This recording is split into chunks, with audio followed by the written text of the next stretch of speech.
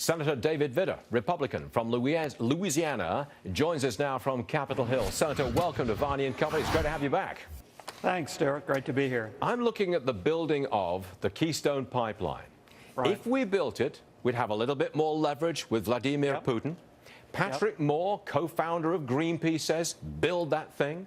The State Department says there is no environmental problem with building that thing. The unions want it built. So here's the question, Senator, do you think that the president will actually say, yeah, build it? I'm hopeful he'll eventually get to that obvious yes, but it's just taken way, way too long, Stuart.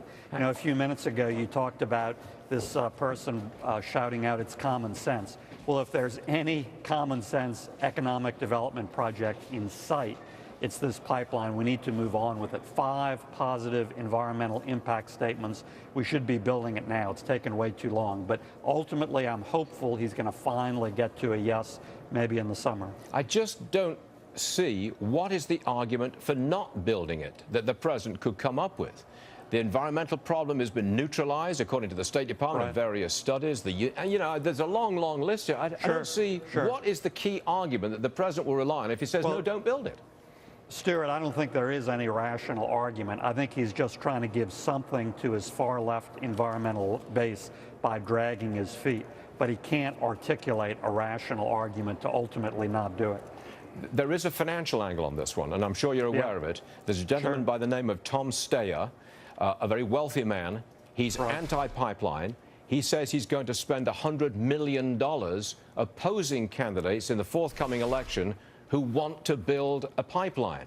You could say that's a lot of money, Senator, $100 million. There's a reason not to build it.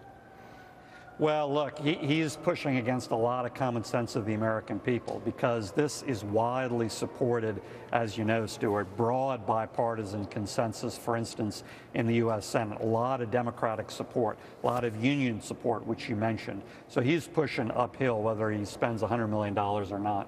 So can we have your judgment? At the end of the day, 2 months from now, when the president's supposed to make a decision, will you tell us what you think that decision is? Not what it should be, but what it's going to be. I'm going to guess that he eventually gets to a yes. Maybe not right in 60 days. He might drag his feet a little bit longer, but hopefully at least in the summer. It's way overdue. There's no rational argument the other direction. So I'm going to say he's going to finally get to that yes. Can I just add my 2 cents to that?